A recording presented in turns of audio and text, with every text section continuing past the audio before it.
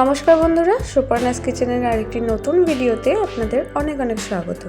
আশা করি সকলে খুব ভালো আছেন। আজকে চলে এসেছি পালক পনিরের রেসিপি নিয়ে। যেহেতু শীতকাল শুরু হয়ে গেছে আর শীতকালের একটা ফেমাস রেসিপি হলো পালং শাক দিয়ে পনির। আর এই রেসিপিটা খেতে বাচ্চা থেকে বড় সকলেই ভালোবাসে। খুব সহজভাবে আজকে আপনাদের করে দেখাবো। আর যদি আমার চ্যানেলে নতুন বন্ধু হয়ে থাকেন, চ্যানেলটি সাবস্ক্রাইব করে পাশে থাকার অনুরোধ রইল। চলুন তাহলে শুরু করা যাক। পালং পনির বানানোর জন্য সবার প্রথমে এখানে লাগছে আমার পালং শাক। আমি এখানে পালং শাকগুলো ভালোভাবে ধুয়ে পরিষ্কার করে নিয়েছি। আর এই কয়েকটা শাকের দাম দেখুন 20 টাকা। আপনাদের ওখানে শাক কীরকম দামে পাওয়া যাচ্ছে কমেন্টের মাধ্যমে জানাতে কিন্তু ভুলবেন না। আর কী কী ইনগ্রেডিয়েন্টস লাগছে চলুন আপনাদের দেখিয়ে দিই। সবার প্রথমে এখানে নিয়েছি পেঁয়াজ, দুটো মাঝারি সাইজের পেঁয়াজ আমি ছোটো ছোটো টুকরো করে কেটে নিয়েছি। একটা বড় ধরনের টমেটোকে ছোটো ছোটো টুকরো করে কেটে নিয়েছি। লাগছে এখানে পনিরের কিউব, নিয়েছি 2 ইঞ্চি মতো আদার টুকরো, আর এখানে 5টা থেকে 6টা রসুনকে আমি এরকম গ্রেট করে নিয়েছি। আর লাগছে 2টো কাঁচা লঙ্কা। চলুন এবার তাহলে রান্নাটা শুরু করা যাক। সবার প্রথমে শাকটাকে সেদ্ধ করে নিতে হবে। সেই জন্য এখানে আমি দেখুন জল গরম বসিয়ে দিয়েছি। জলটা ফুটে উঠলে এর মধ্যে দিয়ে দিচ্ছি পরিমাণ মতো নুন। তারপর এখানে দিয়ে দিতে হবে ধুয়ে পরিষ্কার করে রাখা পালং শাক।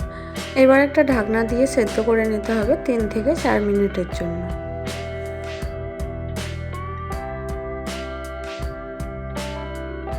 ফিরে এলাম 3 মিনিট পর। দেখুন শাকটা কিন্তু এখানে আমার খুব ভালোভাবে সেদ্ধ হয়ে গেছে। এবার এটাকে নামিয়ে নিতে হবে।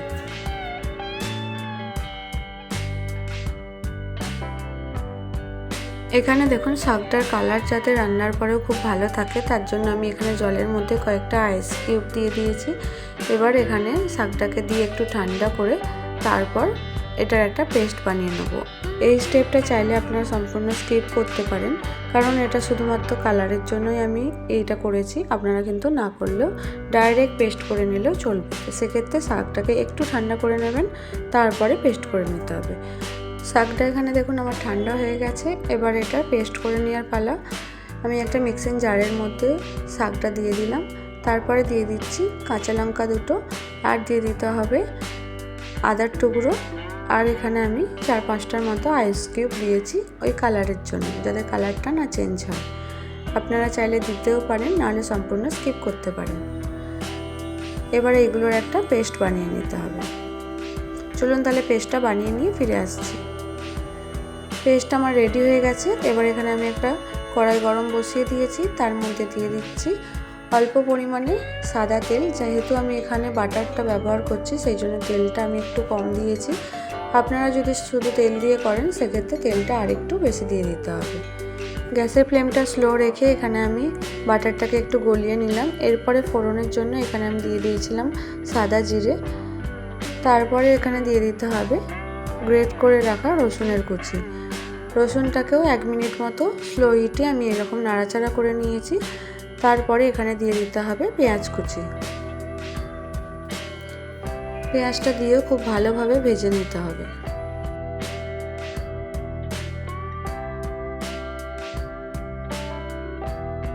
দু 3 মিনিট নাড়াচাড়া করার পর দেখুন পেঁয়াজটা আমার এখানে খুব ভালোভাবে ভাজা হয়ে গেছে।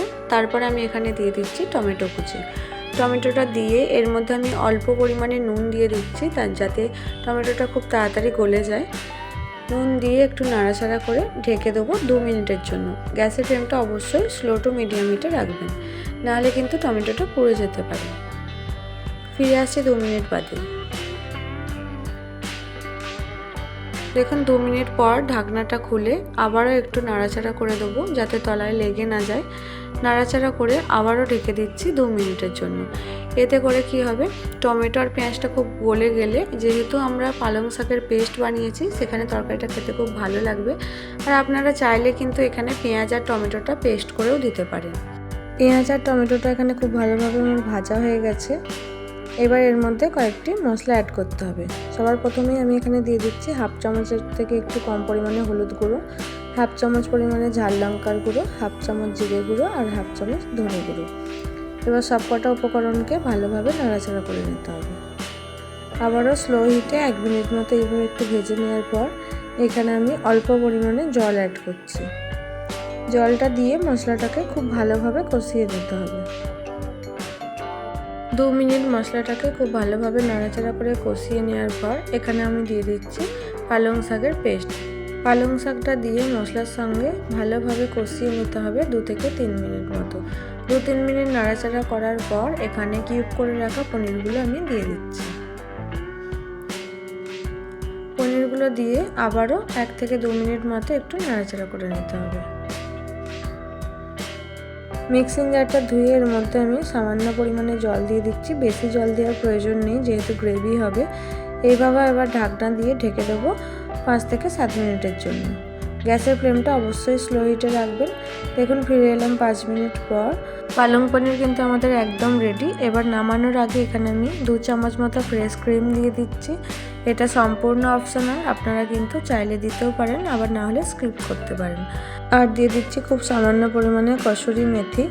এটা যদি না থেকে থাকে তাহলে অবশ্যই স্কিপ করতে পারেন, আর যদি থাকে অবশ্যই দিয়ে দেবেন। আর সবার শেষে এখানে সামান্য পরিমাণে বাটার দিয়ে নামিয়ে নেব। তাহলে রেডি হয়ে গেল আমাদের পালক পনির। গরম গরম ভাত বা রুটি পরোটার সঙ্গে পরিবেশন করুন পালক পনির। আর রেসিপিটা কেমন লাগলো আমাকে জানাতে ভুলবেন না। যদি ভালো লাগে একটা লাইক, শেয়ার, কমেন্ট এবং চ্যানেলটি সাবস্ক্রাইব করে পাশে থাকার অনুরোধ রইল। ফিরবো আবার নতুন কোনো ভিডিও নিয়ে। ততক্ষণের জন্য সুস্থ থাকুন, ভালো থাকুন, সঙ্গে থাকুন। ধন্যবাদ।